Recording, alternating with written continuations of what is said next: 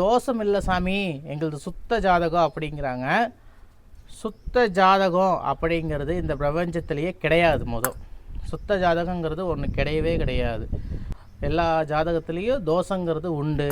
அதாவது ராகு கேது தோஷம், செவ்வாய் தோஷம், பரிகார தோஷங்களோ, பாவகிரகங்களுடைய ஆதிக்கங்கள் அதிகம் இருந்தாலும் திருமண தடையாக இருக்கும்.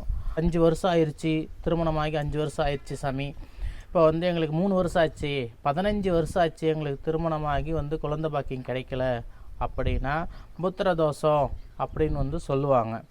புத்திர தோஷம் இல்லாதவங்களுக்கு அந்த 5ல் கேது இருந்தால் குழந்தை பாக்கியம் இல்லை, லேட் ஆகும் அப்படிங்கிறது பெரும்பாலும் சொல்லுவாங்க.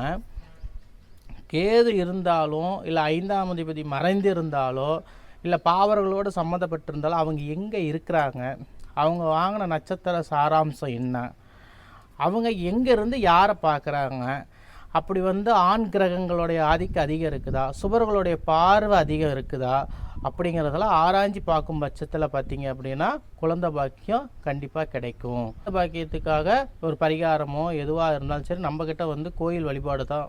99% பார்த்தீங்க அப்படின்னா கோயில் இறை வழிபாடே. அப்போ என்ன சாமி அந்த 1% ஒன்றுமே கிடையாது, நம்பிக்கை தான்.